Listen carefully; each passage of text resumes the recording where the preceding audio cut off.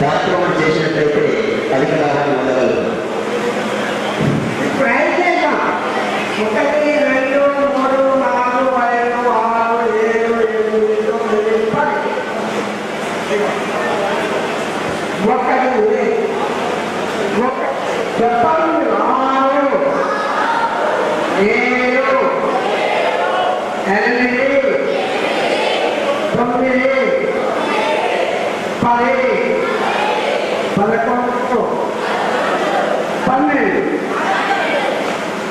అట్లా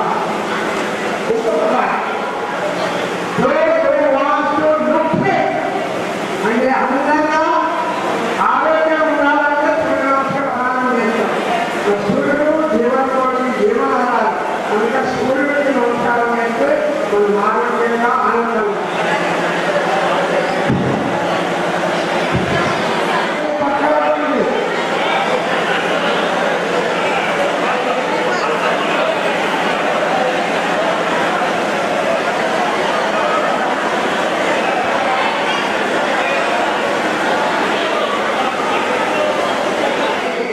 శరీరం శవమవుతుంది అని శవమైపోతుంది. యద్భావం తద్భవతి. నేను అనంత ఏదో భావం ఉంది.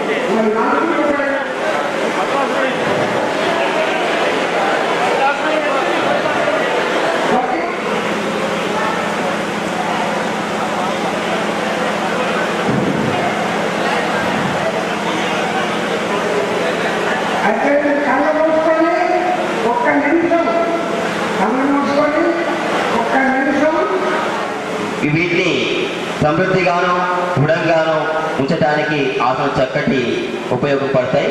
ఫస్ట్ మనము పద్మాసనము చాలా లాయకొస్తుంది. ఇలా పద్మాసనం కూర్చుండి కళ్ళు మూసుకొని శ్వాస పైన ధ్యాస చేసినట్లయితే మనకు ఒక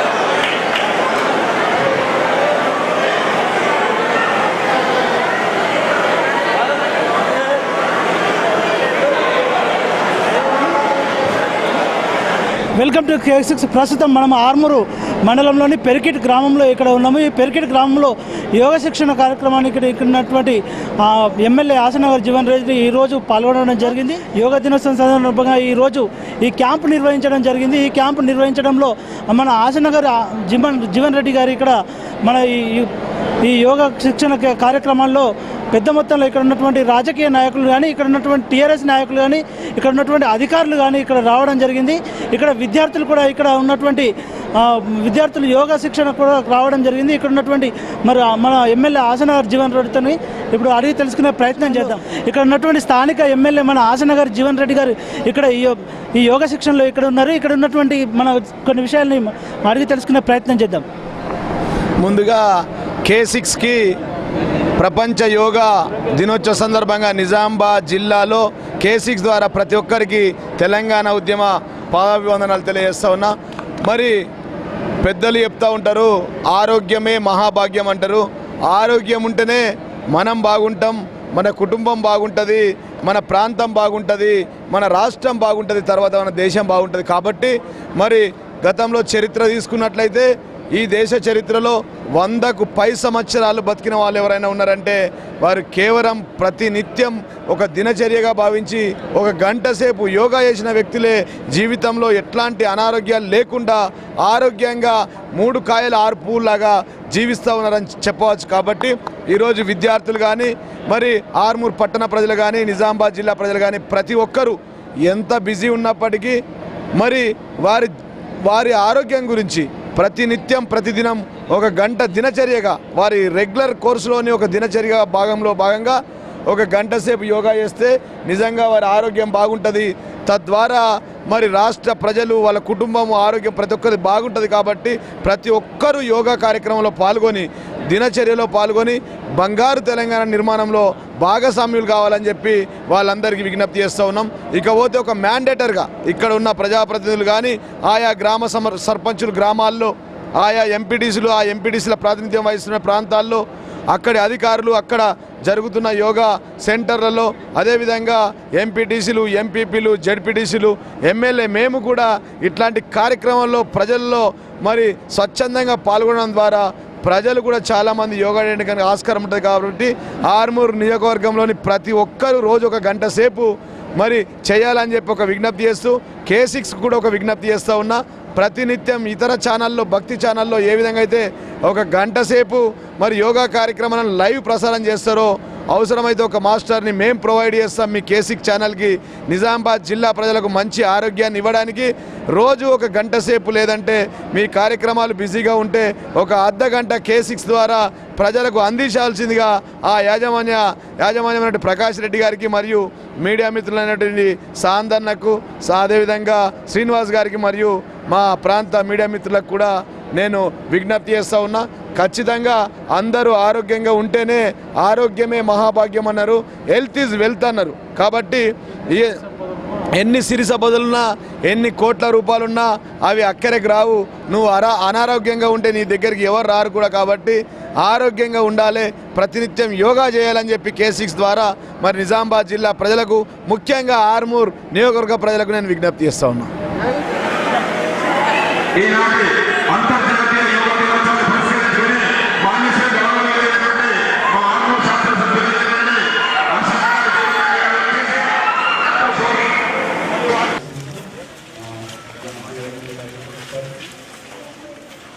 గర్వకారణం. సో అయితే ఈ సమయంలో మన మధ్యలో ఉన్నారు వారు ఎమ్మెల్యేగా రావడం మన మందిరంలో ఇది రెండోసారి. మొదటిసారి క్రిస్మస్ పండుగ సందర్భంగా వచ్చి ఆ రోజు మీరు ఎప్పుడు ఇంకా రాలేదు, ఉదయాన్నే వచ్చి మన చర్చిలో కేక్ కట్ చేసి వెళ్ళారు క్రిస్మస్ కేక్. ఈ సమయంలో మరోసారి మనందరి ముందు ఆ విధంగా వచ్చారు. వారితో పాటు వచ్చినటువంటి నాయకుల బృందమంతకు కూడా నేను శుభాభివందనాలు తెలియజేస్తున్నాను. ముఖ్యంగా ఈ సమయంలో మన జీవన్ రెడ్డి గారు కొన్ని మాటలు మనతో.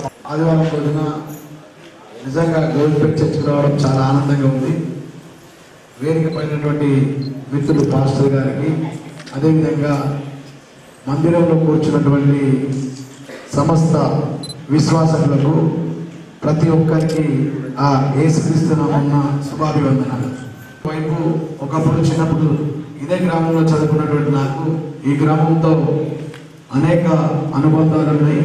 నిజంగా దానిలో భాగంగానే ఈరోజు మరి గోవిందపేటకు వచ్చే తర్వాత నా మిత్రులు కొంత బాధాకరమైన విషయం, గంగారాం గారు నా క్లాస్మేట్ ఉండే సురేష్ గారు మరి వారి ఇంటికి వెళ్దామని వస్తే వాళ్ళ భార్య పిల్లలు ఇక్కడే ఉన్నారని తెలిసింది. కాబట్టి నేను వారిని కలుసుకోవడానికి గతంలో సీఎం రిలీఫ్ ఫండ్ నుంచి 2 లక్షల రూపాయలు మనం అప్లై చేస్తే 1 లక్ష రూపాయలు క్లెయిమ్ వచ్చింది. కాబట్టి వారికి ఇచ్చి వారితో మాట్లాడి వెళ్దామని వచ్చాము. అదొకటి బాధాకరం. మిగతా అంతా కూడా మరి మా గ్రామంలో ఈరోజు ఈ ఆదివారం సమయంలో మీ అందరినీ అది క్రైస్తవ మందిరంలో కలుసుకోవడం చాలా ఆనందకరంగా ఉంది. కాబట్టి మీరందరూ ప్రతి ఆదివారం ఇదే విధంగా భక్తి శ్రద్ధలతో లోక కళ్యాణం జరగాలని యావత్ గోవిందపేట గ్రామంతో పాటు ఆర్మూర్ నియోజకవర్గం మరియు తెలంగాణ రాష్ట్రం బంగారు తెలంగాణ సిద్ధించాలని ప్రతినిత్యం పాస్టర్ మరియు మీరు గతంలో తెలంగాణ రాష్ట్రం ఆవిర్భవించడానికి ఏ విధంగా అయితే ప్రార్థనలు చేసినో అదేవిధంగా బంగారు తెలంగాణ నిర్మాణం జరగాలని చెప్పి కూడా ప్రార్థనలు ప్రత్యేక ప్రార్థనలు చేయాలని చెప్పి పాస్టర్ గారికి సమస్త విశ్వాసకులకు సమస్త పాస్టర్లు కూడా మరొకసారి విజ్ఞప్తి చేస్తూ క్రీస్తునామమున శుభాభివందనలు తెలియజేస్తూ ప్రేజ్ పిల్లలకు కూడా ఎడ్యుకేషన్ ఇప్పిస్తా అని చెప్పిన మరి ఖచ్చితంగా రానున్న రోజుల్లో పిల్లలకు కూడా మంచి చెప్పులు పడతాం.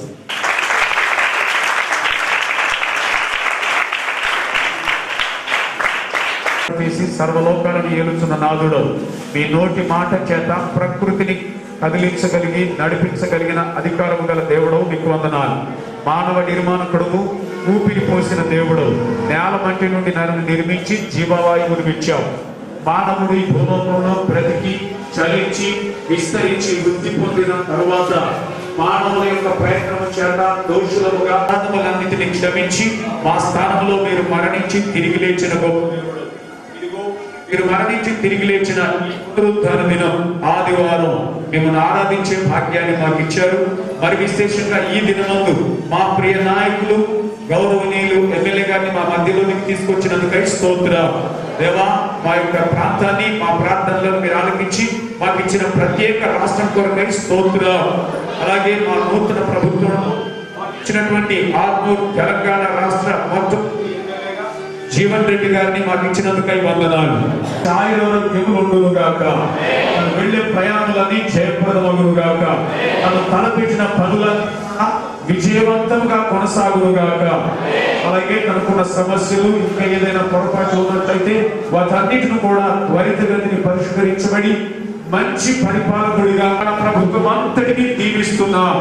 అలాగే మా రాష్ట్రాన్ని దీవించి సస్యశ్యామలంగాను బంగారు తెలంగాణగాను చేయడానికి వారు పూనుకున్న ప్రతి పని జయప్రదమగునుగాక. ఆటంకములన్నీ తీసివేయండి, కావలసిన వనరులన్నీ సమకూర్చండి. మా తెలంగాణ ప్రజలందరూ కూడా సుఖశాంతులతో వర్ధిల్లునట్లు అనుగ్రహించండి. అలాగే కూడి వచ్చినటువంటి నాయకులు, నాయక బృందం, స్నేహితులందరినీ కూడా ప్రభు పేరట దీవిస్తున్నాను. నిశ్చయముగా మీ ఆశీర్వాదములు పొందుదురుగాక. యేసు నామమున ప్రార్థిస్తున్నాం పరమ తండ్రి, ఆమేన్. ఈరోజు గోవింద్పేట గ్రామంలో గతంలో రోడ్డు ప్రమాదంలో మరణించినటువంటి గంగారాం అనే ఫ్యామిలీకి మరి ₹1,00,000 సీఎం రిలీఫ్ ఫండ్ నుంచి రావడం జరిగింది. వాటిని ఇవ్వడానికి ఈరోజు గోవింద్పేట గ్రామంలో సందర్శించాం, వారికి డబ్బులు ఇచ్చాం. రానున్న రోజుల్లో వాళ్ళ కుటుంబంలో ఆపద్బంధు స్కీమ్ కింద ₹50,000 కూడా అందజేయడానికి ప్రయత్నం చేస్తాం. వాటితో పాటు మరియు వాళ్ళ పిల్లలకు విద్యా సౌకర్యాలను కూడా కల్పించడానికి నేను ముందుంటా అని చెప్పి కూడా తెలియజేస్తా ఉన్నాను. దేశ చరిత్రలోనే ఎక్కడ అవినీతి విషయంలో దొరకని విధంగా అడ్డగోలుగా వీడియో ఆడియో టేపులకు దొరికినటువంటి నారా చంద్రబాబు నాయుడు గారు ఈరోజు ఆయన చేసిన తప్పును, అవినీతిలో ఇరికినటువంటి వీడియో ఆడియో టేపులను పక్కదో పట్టించడానికి అనేక దారులను వెతుక్కున్నాడు.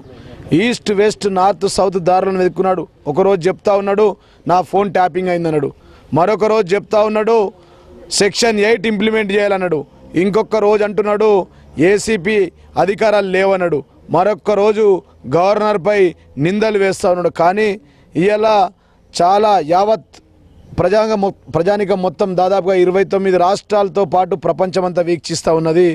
చంద్రబాబు అడ్డంగా దొరికిపోయిందని చెప్పి, అదేవిధంగా మరి ఫోన్ ట్యాపింగ్ ఏదైతే విషయం ఉందో అది ఆల్రెడీ బహిర్గతం అయిపోయింది, ఎక్కడ ఫోన్ ట్యాపింగ్ చేయలేదు ఈ ప్రభుత్వం అని. అదేవిధంగా సెక్షన్ 8 ఏం చెప్తుంది? అలా సెక్యూరిటీ, లిబర్టీ, ప్రాపర్టీ, సేఫ్టీ విషయంలో ఎక్కడైనా ప్రజలకు అభద్రత జరిగితే అది గవర్నర్ గారు ఆ అధికారులను ఉపయోగించాలి.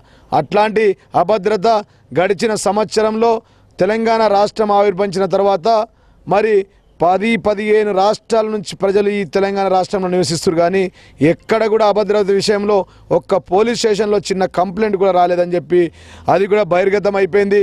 ఆ దారి కూడా మూసుకుపోయింది. ఇక ఏసీబీకి అధికారాలు లేవన్నారు. సెక్షన్ 40, 41A, 41B ప్రకారం any person can be arrested by the anti corruption bureau of the so and so investigation officer. దాని ప్రకారం కూడా వితౌట్ నోటీస్ చంద్రబాబు గారిని అరెస్ట్ చేయొచ్చు. అది కూడా మూసుకుపోయింది. కేంద్రంపై అన్నారు ఎలక్షన్ కమిషన్ పరిధిలోకి వస్తుంది, ఎలక్షన్ కమిషన్ ఆర్డర్ ఇవ్వాలి, ఎలక్షన్ కమిషన్ పర్మిషన్ తీసుకోవాలని చెప్పింది. ఎలక్షన్ కమిషన్ కూడా చాలా స్పష్టంగా చెప్పింది ఈ విషయంలో గో హెడ్, మీరు మీ ఎంక్వైరీ రిపోర్ట్ని సబ్మిట్ చేయని చెప్పింది. అదేవిధంగా చివరి అస్త్రంగా నిన్న మొన్న గవర్నర్ని తిట్టడం. గవర్నర్ని తిడితే కేంద్ర ప్రభుత్వం పిలుచుకొని బిడ్డ తోలు తీస్తాం, గవర్నర్ మీద అన్న మాటలన్నీ వాపసు తీసుకోరని చెప్తే అప్పటికప్పుడు ఆ రాష్ట్ర మంత్రివర్యులు, అనేక మంది మంత్రులు చంద్రబాబు గారితో సహా గవర్నర్ క్షమాపణ చెప్పి ఆ మాటలను వాపసు తీసుకుంటామన్నారు. ఇట్లా అనేక దారులు మూసుకుపోయినాయి. ఇవాళ కేవలం ఆయనకు మిగిలింది ఒకటే ఒక దారి, అది జైలు దారి. కంపల్సరీ జైలుకు పోవాల్సిందే. తెలంగాణ ప్రజలతో పాటు యావత్ భారతదేశ ప్రజలంతా వెయిట్ చేస్తూ ఉన్నారు. చంద్రబాబు గారు ఆయన గతంలో ఆయన ప్రభుత్వంలో ఉన్నటువంటి మంత్రులపై ఆరోపణలు వస్తాయి. సుద్దాల దేవయ్య కానీ, పోచారం శ్రీనివాసరెడ్డి కానీ, కృష్ణ యాదవ్పై ఆరోపణలు వస్తే అప్పటికప్పుడు మంత్రివర్గం నుంచి తొలగించినట్టే ఇలా నీపైన ఆరోపణలు వచ్చినాయి కాబట్టి నువ్వే సిబిఐ విచారణ కోరు. నువ్వు మంత్రులను ఏ విధంగా అయితే తొలగించినో అదేవిధంగా నీ ముఖ్యమంత్రి పదవిని త్యజించు, పక్కకు రా. పక్క రాష్ట్రంలో ఉన్నటువంటి జయలలిత ఏ విధంగా అయితే మొన్న ఆరోపణలు ఎదుర్కొంటే మరి వాళ్ళు తన పదవికి రాజీనామా చేసి ఏ విధంగా అయితే జైలుకు పోయిందో ఆ విధంగా జైలుకు పోతే నీకు ప్రజలలో గౌరవం ఉంటుంది. అదిగాక మళ్ళా కొత్త దారులు వెతుకుతూ ఉన్నాడు. నిన్నగాక మొన్న కేసు రిజిస్టర్ లేదు టీ న్యూస్పై. ఆ కేసు ఎవరు పెట్టిరో తెలియదు, ఆ కేసుకు నంబర్ లేదు. నేను నోటీసులు ఇస్తా అని చెప్పి ఏసీబీ అధికారి వచ్చి మా తెలంగాణ భవన్లో తెలంగాణ గుండె చప్పుడైన టీ న్యూస్పై ఆ దౌర్జన్యంగా రాత్రి అర్ధరాత్రి దొంగలాగా వచ్చి నోటీసులు ఇచ్చిపోయిండు. ఇంకోవైపు చంద్ర వెంకట వీరయ్యకు మేము నోటీసులు ఇచ్చినాం, ఆయనను విజయవాడలో దాసపెట్టిండు. వేం నరేందర్ రెడ్డికి ఆయనకు నోటీసులు ఇచ్చినాం, ఆయన ఒక్క దగ్గర దాసపెట్టిండు. ఈ విధంగా ఇట్లాంటి కార్యక్రమాలకు పూనుకుంటును. ఇవన్నీ మానుకో చంద్రబాబు, నీకు జైలు తప్పదు. ఎందుకంటే మొత్తం ఇవాళ కేంద్రం మౌనంగా ఉన్నది. నువ్వు కేంద్రంలో మిత్రపక్షంగా ఉన్నావు. మరి నరేంద్ర మోడీ గారు కానీ కేంద్ర హోంమంత్రి కానీ కేంద్ర లా మంత్రి కానీ మాకు ఎట్లాంటి ఆదేశాలు ఇవ్వలేడు. ఆదేశాలు ఇవ్వలేడంటే ఏంది? ఇవాళ నీ అవినీతిపై బట్టబయలు చేసి నిన్ను జైలుకు పంపాల్సిందే కదా. మరి నిన్నగాక మొన్న ఎలక్షన్ కమిషన్ గోయెడ్ అన్నది, మరి అది కూడా కేంద్రం పరిధిలో ఉంది కదా. మరి ఎలక్షన్ కమిషనే గోయెడ్ అన్నాక ఇంకా నీకు జైలు ద్వారాలు తెరిచే ఉన్నాయి. వాటితో పాటు నీకు ఎట్టి పరిస్థితుల్లో ఈ ప్రజలు తెలంగాణ ప్రాంతంలో క్షమాపణ చెప్పరు. నిన్ను నీవు తెలంగాణలో ఒక సామెత ఉంది, గుమ్మడికాయ దొంగ అంటే భుజాలు ఉంకున్నట్టుగా నువ్వు నిజంగా దొంగవే కాకపోతే, ఆ దొంగతనం చేయకపోతే, ఆ అవినీతి నోటు కట్టలు నీవి కాకపోతే, ఆ రేవంత్ రెడ్డి నీ పార్టీ నాయకుడు కాకపోతే, నువ్వు ఆ రేవంత్ రెడ్డి నా పార్టీ నాయకుడు కాదు, మేము అవినీతికి పాల్గొనలేము, ఎందుకు స్టేట్మెంట్ ఇస్తలేమని చెప్పి కూడా చంద్రబాబు మేము అడుగుతా ఉన్నాం. కాబట్టి ఇకనైనా పదవికి రాజీనామా చేసి జైలుకు వెళ్తే నీకు ఈ ప్రాంతంలో కూడా ప్రజలు గౌరవం ఉంటుందని చెప్పి కూడా తెలియజేస్తా ఉన్నాం.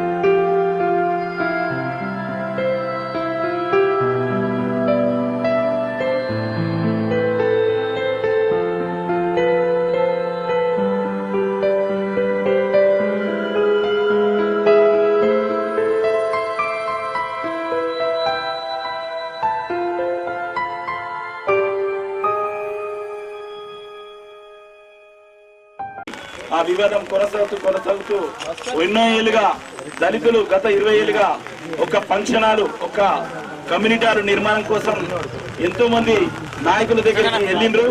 అయినా అది ఏదో దురదృష్టవశాత్తు కాలేదు.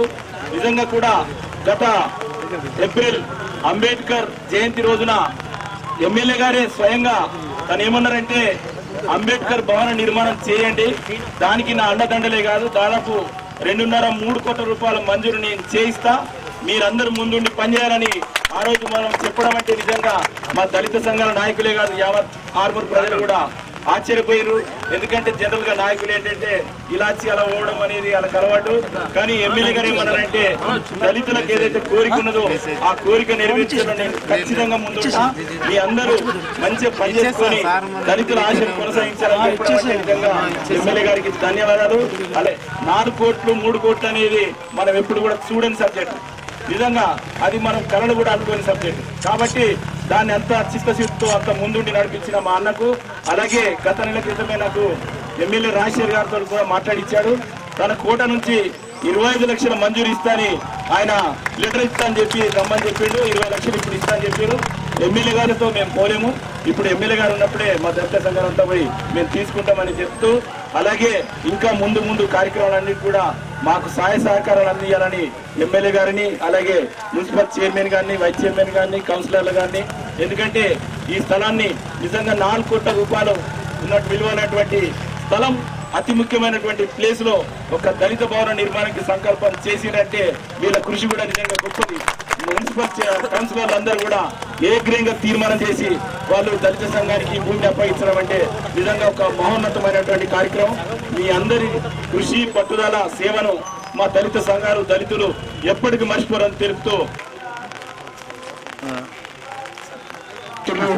ఈనాడు అశోక్ గారికి స్వచ్ఛ భారత్ కార్యక్రమం 40 వారాలు చేస్తే మొదటగా 13వ వార్డులో నన్ను పిలవడం జరిగింది. మరి ఈనాడు అశోక్ అన్న ఆధ్వర్యంలో అది సూపర్ హిట్ అయిపోయింది. కలెక్టర్ గారు అక్కడ మొదటి దఫాగా 300 ఇళ్లకు చరిత్రలో ఎక్కడ లేని విధంగా మొత్తం 900 మొదటి దఫాగా 300 అప్లికేషన్లు దాదాపు 290 అప్లికేషన్ తీసుకున్నాం. అక్కడ ఆ ఇల్లు కట్టి బ్రహ్మాండంగా ఆ నగరాన్ని మేము దత్తత తీసుకున్నాం. దత్తత తీసుకున్న విధంగానే అక్కడ మొదటి దఫాగా 300 ఇల్లు కూడా వస్తున్నాయని చెప్పి సందర్భంగా తెలియజేస్తాం. అదేవిధంగా మరి రెండో దఫా ముఖ్యంగా ఇది దళిత రాష్ట్ర ప్రభుత్వం, కేవలం దళితుల సంక్షేమమే మా సంక్షేమంగా భావించే గౌరవనీయులు రాష్ట్ర ముఖ్యమంత్రి వర్యులు కేసీఆర్ గారు ఇవాళ దళితుల సంక్షేమమే మా సంక్షేమంగా భావించి అనేక దళిత కార్యక్రమాలు చేస్తూ ఇవాళ దళితులకు ఇళ్లతో పాటు 3 ఎకరాల భూమితో పాటు దళితులకు పింఛన్లు, దళితులకు బీడీ కార్మికుల పింఛన్లు, దళిత హాస్టళ్లలో సన్న బియ్యం, అదే విధంగా చాలా కార్యక్రమాలు కళ్యాణ లక్ష్మి అనే పేరుతో దళిత అక్క చెల్లెల పిల్లలకు 51,000 పిల్లలతో పాటు అనేక కార్యక్రమాలు చేస్తా ఉన్నారు.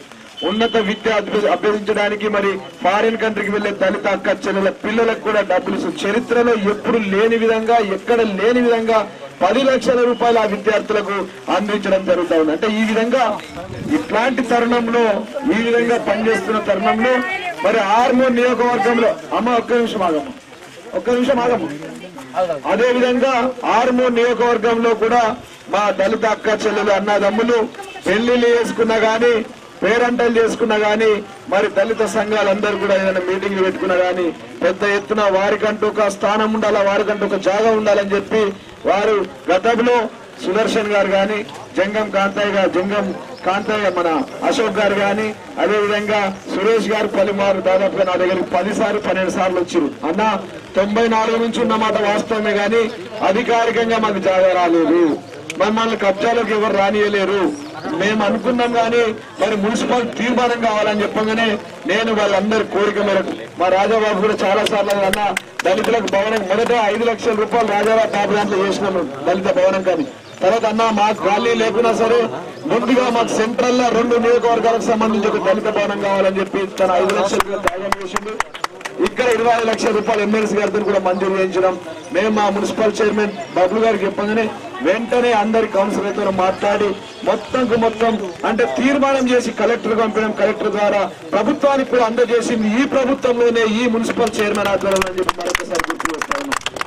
ఇకపోతే ఖచ్చితంగా మనం అనుకున్న విధంగా ఇవాళ రాష్ట్ర ప్రభుత్వం ప్రతి విషయంలో అన్ని విషయాలు ఏదైతే మనం ఏది కావాలంటే నాకు తెలిసి ఒక కుటుంబంలో ఒక సమాజంలో ఒక ఊర్లో ఒక గ్రామంలో ఎంత మందికి లబ్ధి చేకూరాలో అన్ని కార్యక్రమాలు ఇప్పటికే వచ్చినాయి. అవి కేవలం సంవత్సరంలోపే వచ్చినాయి. మీకు తెలిసి ఇలా ఒక కుటుంబంలో ఎంత మంది ఉంటే అంతమందికి ఉద్యోగస్తులు ఉంటే 43% ఫిట్మెంట్, ఆర్టీసీ ఎంప్లాయీస్ ఉంటే వారికి, దళితులుంటే 3 ఎకరాల భూమి, అదేవిధంగా ఇల్లు లేని అక్క చెల్లెళ్ళుంటే వాళ్ళకి ఇల్లు, అదేవిధంగా ఇవాళ ఇట్లాంటి స్కీములు తీసుకుంటే ఒక 70 పథకాలు ఆల్రెడీ ప్రవేశపెట్టినాం. దానితో పాటు రేపు రానున్న రోజుల్లో ఆర్మూర్ పట్టణానికి సంవత్సరంన్నరలో పట్టే మొత్తం ప్రతి ఇంట్లో నల్ల దిప్పితే నీళ్లు ఇచ్చే విధంగా, అదేవిధంగా 100 పడకల ఆసుపత్రి, ఇవాళ రోడ్ల విషయానికి తీసుకొస్తే దాదాపుగా 170 కోట్ల రూపాయలు కేవలం రోడ్లకు మంజూరు చేయడం జరిగిందని చెప్పి సందర్భంగా తెలియజేశాం. కాబట్టి వీటన్నిటితో పాటు ఖచ్చితంగా మా దళిత అన్నదమ్ములైనటువంటి మరి ఒక కమిటీ కూడా ఏర్పడ్డారు. అన్ని సంఘాలకు సంబంధించినటువంటి కమిటీ, దానికి అధ్యక్షుడు సురేష్ గారు ఉన్నారు, ఒకవైపు సుదర్శన్ గారు ఉన్నారు, అదేవిధంగా మన జంగం అశోక్ గారు ఉన్నారు, చంద్రయ్య గారు ఉన్నారు, అందరు ఉన్నారు. కాబట్టి వీరందరి ఆధ్వర్యంలో ఖచ్చితంగా మీరు ఎక్కడుంటే అక్కడ ముఖ్యమంత్రి వరకు వెళ్లి ముఖ్యమంత్రితో పాటు మొదటగా మనం అంబేద్కర్ భవనం అనుకున్నాం, భవనంతో పాటు అంబేద్కర్ ఫంక్షన్ హాల్ కట్టుకుందాం. నాకు దళిత అక్క చెల్లెల పిల్లల పెళ్లిళ్ళు కూడా ఇక్కడే జరిగే విధంగా మనం పెద్ద ఎత్తున నిర్మించుకుందాం. దానికి నా శాయశక్తులు కృషి చేస్తా. అవసరమైతే ముఖ్యమంత్రి గారి దగ్గరికి వెళ్లి ప్రత్యేకంగా ఇంకో ఫండ్స్ తీసుకొచ్చానని నిర్మించి తీరుతామని చెప్పి తెలియజేస్తూ మరి ఈనాడు అశోక్ గారు చాలా గొప్పగా గతంలో 13వ వార్డుని తీసుకెళ్లి గొప్ప స్కీములను అక్కడ ప్రకటింపజేశారు. ఎప్పుడు ఈ దళిత భవనానికి వచ్చింది కాబట్టి నాకు పూర్తి నమ్మకం ఇది ముందట బట్టి దీన్ని కట్టి తీరుతామని చెప్పి కూడా ఈ సందర్భంగా తెలియజేస్తే వారు కోరిన విధంగా గ్రావెల్ విషయంలో కానీ ఇప్పుడు గ్రావెల్ ఫండ్స్ కూడా వచ్చినాయి, మరి కొన్ని ఇక్కడ డైవర్ట్ చేయడానికి ప్రయత్నం చేస్తాం. వాటితో పాటు శ్మశాన వాటికలు అన్నారు, కానీ శ్మశాన వాటికకి ఏదైతే ఉందో అది వైకుంఠ ధామం పేరిట ప్రభుత్వం ఒక పథకం ద్వారా వస్తుంది. దాన్ని మనం ఇప్పుడు నేను ఇప్పటికిప్పుడు ఏం చేయలేము, కొన్ని రోజులలో అది కూడా వచ్చేస్తా ఉంది. ఇంకా మన స్థానిక నరసింహారెడ్డి గారు చెప్పినట్టు గట్టేరు విషయంలో చెప్పినారు, అక్కడి వరకు అయిందని చెప్పినారు, మిగతాది కూడా చేయడానికి ప్రయత్నం చేస్తా అని చెప్పి వారు కూడా చెప్తూ, ఇంతకుముందు కొంతమంది అక్క చెల్లెలు వచ్చి మహిళా భవనం కావాలన్నారు, వారికి కూడా మహిళా భవనం కోసం అతి త్వరలోనే స్థలం చూసి దాని గురించి పర్యవేక్షణ చేసి ఇవ్వడానికి ప్రయత్నం చేస్తానని తెలియజేస్తూ, మరి ఇంత గొప్పగా 10 జిల్లాల్లో ఎక్కడ లేని విధంగా దాదాపుగా 40 వారాలంటే నాకు తెలిసి దేశంలోనే ఒక్క నియోజకవర్గంలో ఇక్కడ జరగలేదని చెప్పి కూడా ఇది గ్యారంటీగా నేను చెప్తా ఉన్నా. మీరు దృష్టి కూడా తీసుకోండి. మొన్న కూడా రాష్ట్ర ముఖ్యమంత్రి వర్యులు కేసీఆర్ గారి దృష్టికి ఈ విషయం వెళ్ళింది. మెయిన్ పేపర్ లో రావడంతో వారు చూశారు, ఏం జీవన్ రెడ్డి చేస్తున్నారు అని చెప్పి అడిగారు. చాలా బ్రహ్మాండంగా చేస్తున్నాం సార్, ఆ కాలనీ దత్తత కూడా తీసుకున్నాం సార్, మీకు ఆ కాలనీకి ప్రత్యేక నిధుల గురించి సాయం కూడా కావాలని చెప్పి మేము అడిగిన సంఘటనలు గుర్తు చేస్తా ఉన్నా. ఖచ్చితంగా దళిత భవన్ 6, 100 అయినా 106 అయినా కలెక్టర్ నుంచి ప్రభుత్వం నుంచి ఆదేశాలు వచ్చినా రాకున్నా ఈ ప్రాంతంలో ఖచ్చితంగా దళిత ఫంక్షన్లు కట్టి తీరుతాం. అక్క చెల్లెల పెళ్లిళ్ళు ఇక్కడ చేసుకుంటాం. మా జీజీరామ్ గారు ఇందాక చెప్పారు, ఖచ్చితంగా అంటే 94 నుంచి దాదాపు 20 సంవత్సరాల నుంచి ముందడగోలు నిజంగా దళితుల వెనుకబడతామంటే గత పాలకులు ఈ విధంగా చేశారు కాబట్టి ఇవాళ మొన్న మేము తీర్మానం చేపించినాం, కలెక్టర్ గారికి పంపినాం. దాని తర్వాత ఇవాళ ఈనాడు స్వచ్ఛ భారత్ ఆధ్వర్యంలో ఈ ప్రాంతాన్ని నీట్ గా చేయడం నాకు చాలా ఆనందంగా ఉంది. నిజంగా ఇవాళ నేను రేపు వచ్చేటోని మరి అశోక్ అన్న ఒక మాట అనగానే ఇట్లా దళితుల వాడలో చేస్తున్నంటే రేపటి ప్రోగ్రాన్ని ఇవాళ ఒక రోజు ముందుగా భావించి ఇవాళ ఖచ్చితంగా దళిత భవన్ దగ్గర జరిగే ఏదైతే అభివృద్ధి ఉందో, నీట్ క్లీన్ అండ్ గ్రీన్ ఉందో, స్వచ్ఛ భారత్ ఉందో దాంట్లో నేను స్వయంగా పాల్గొనాలా, దళిత అక్క చెల్లెల అన్నదమ్ములతో నేను ముందుండాలని చెప్పి ఈరోజు రావడం జరిగింది. ఖచ్చితంగా దాన్ని నిర్మించి తీరుతామని చెప్పి తెలియజేస్తూ, మీరు అందరు వస్తే అది ఆల్రెడీ మనకు మాట ఇచ్చింది 25 లక్షల రూపాయలు. సురేష్ గారు మీరంతా కోఆర్డినేషన్ చేసుకొని, సుదర్శన్ గారు మీరంతా కోఆర్డినేషన్ చేసుకొని, జీజీరామ్ నాయకులందరూ కోఆర్డినేషన్ చేసుకొని మీరు వస్తే అది ఎప్పుడు వచ్చినా రేపు వస్తే రేపు, ఎల్లుండి వస్తే ఫస్ట్ 25 లక్షలు తీసుకొచ్చుకుందాం, ఆర్డర్ తెచ్చుకుందాం, పని ప్రారంభించుకుందాం. దాని తర్వాత ముఖ్యమంత్రి, తర్వాత ఎస్సీ ఎస్టీ కార్పొరేషన్, తర్వాత నా నిధుల నుంచి కూడా కొన్ని డబ్బులు ఇచ్చి కంటిన్యూగా పనులు చేసుకుందామని చెప్పి తెలియజేస్తూ ముగిస్తాం. Professor Jayashankar, professor Jayashankar, professor Jayashankar, professor Jayashankar,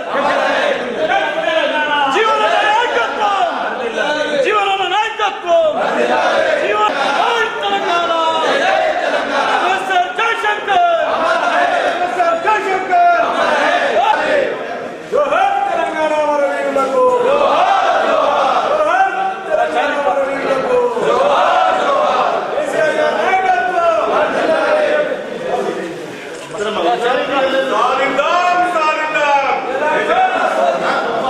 professor Jayashankar, జై తెలంగాణ, జై తెలంగాణ, జై తెలంగాణ, జై తెలంగాణ. తెలంగాణ ఉద్యమంలో కీలక పాత్ర పోషించినటువంటి, అంటే తెలంగాణ జాతిపిత అని చెప్పి గతంలో మనం అనుకున్నటువంటి వ్యక్తి ప్రొఫెసర్ జయశంకర్ ఎవరైతే ఉన్నారో వారు నిజంగా ఈ రోజుకి 4 సంవత్సరాలు అవుతుంది. 4వ వర్ధంతి సందర్భంగా ఆర్మూర్ నియోజకవర్గ ప్రజల తరపున ప్రొఫెసర్ జయశంకర్ గారికి మరి ఘనంగా నివాళులు అర్పించాం. ఖచ్చితంగా వారి ఆశయ సాధనాలు ఏవైతే ఉన్నాయో వారు కోరుకున్నట్టు తెలంగాణ రాష్ట్రాన్ని సాధించుకున్నాం. ఆ తెలంగాణ రాష్ట్రం ఉద్యమంలో కీలక ఉద్యమ పాత్ర పోషించినటువంటి ప్రొఫెసర్ జయశంకర్ గారి ఆశయాలను కొనసాగించడానికి, నేడు బంగారు తెలంగాణ నిర్మించడానికి ఏవైతే ఉన్నాయో ఈరోజు నాణ్యానికి ఒకవైపు ప్రజా సంక్షేమ పథకాలు, మరొక వైపు అభివృద్ధి పథకాలు ఏ విధంగా అయితే కొనసాగిస్తున్నామో ఇవన్నీ కూడా ప్రొఫెసర్ జయశంకర్ ఆశయాలే. ఇలా దళితులకు భూములు కానీ, ఇండ్లు లేని అక్క చెల్లెలకు ఇల్లు కట్టించడం కానీ, బీడీ కార్మికులకు పింఛన్లు కానీ, వృద్ధులకు పింఛన్లు కానీ, ఇంటింటికి మరి నీళ్ళు ఇవ్వడం కానీ, వీటన్నిటిని కూడా గతంలో రాష్ట్ర ముఖ్యమంత్రి వర్యులు గౌరవనీయులు కేసీఆర్తో అనేక పర్యాయాలు ప్రొఫెసర్ జయశంకర్ గారు చర్చించి నిజంగా ప్రతి కుటుంబంలో ఆనందంగా ఉన్న రోజే నిజమైన తెలంగాణ రాష్ట్రం సాధించినట్టు, నిజంగా ప్రతి కుటుంబంలో ప్రతి వ్యక్తులు తెలంగాణలోని 4.5 కోట్ల ప్రజలు నిండు ఆనందంతో, నిండు మనసుతో, నిండు సంతోష సుఖాలతో ఉన్న రోజే బంగారు తెలంగాణ నిర్మాణం సాధ్యమని భావించిన ఆ వ్యక్తి యొక్క ప్రొఫెసర్ జయశంకర్ గారి ఆశయాలు ఖచ్చితంగా కొనసాగిస్తాం.